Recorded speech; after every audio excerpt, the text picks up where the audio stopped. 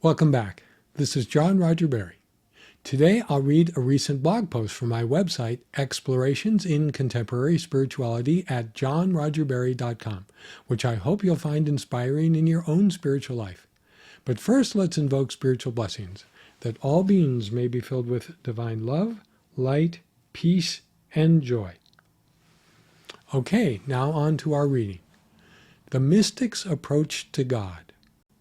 The mystic's approach to God is simple. Love God above all things. Prioritize God over the world. Remember that we're sojourners on this earth. Don't get caught up in the passing parade.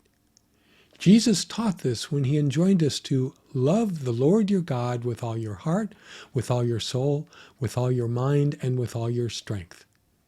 He reminds us that only one thing is needful. That one thing is our undivided focus on God. We live in an entirely materialistic society.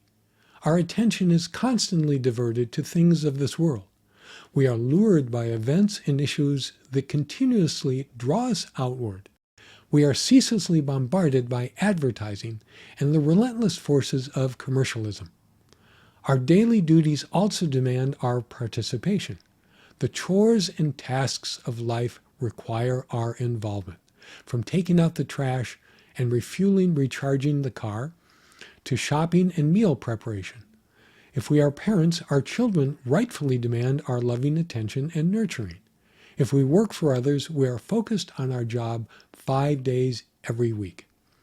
Most of us juggle many of these involvements all the time. As householders, it is nearly impossible to escape this round-the-clock barrage of worldly circumstances that impinge on our minds and necessitate our physical engagement. Even our religious affiliation is often nothing more than fitting a church service into our hyper-busy schedule for 1 hour on one day each week. While this provides a much-needed reprieve from the secularized society in which we live, church attendance alone cannot change our conduct, character, and consciousness, which, according to philosopher Gerald Hurd, are the 3 true criteria of spiritual transformation.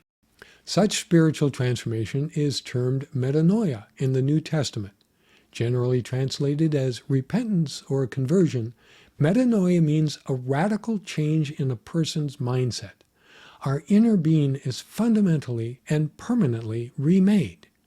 Think of Paul of Tarsus's life-altering encounter with the Spirit of Jesus while he traveled on the road to Damascus, or Ebenezer Scrooge's radical spiritual transformation after being visited by 3 ghosts in A Christmas Carol. Without such inner transformation, we often fall into what was termed spiritual materialism in the early 70s. The newly elected Pope Leo used a similar term, practical atheism, during his first homily earlier this year. These phrases mean, in essence, that although we profess spiritual values, our lives are not, in fact, guided by spiritual principles.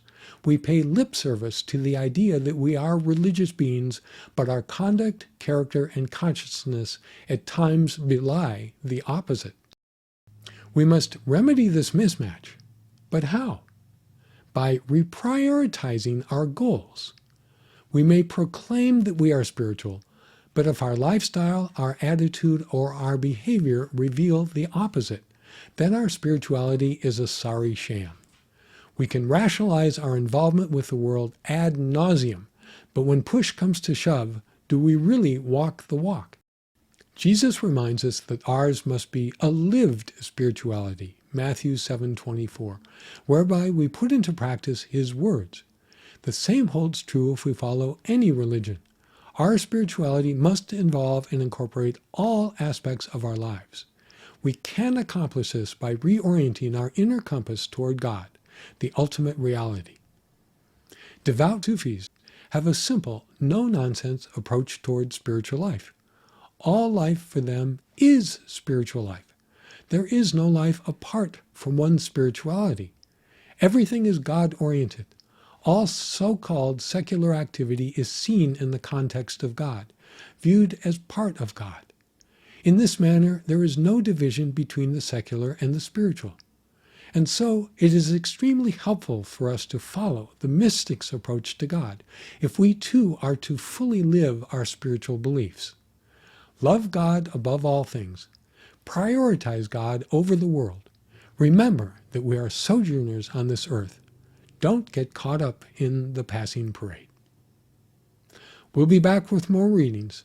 Until next time, be well, keep up your spiritual practices, and always radiate joy.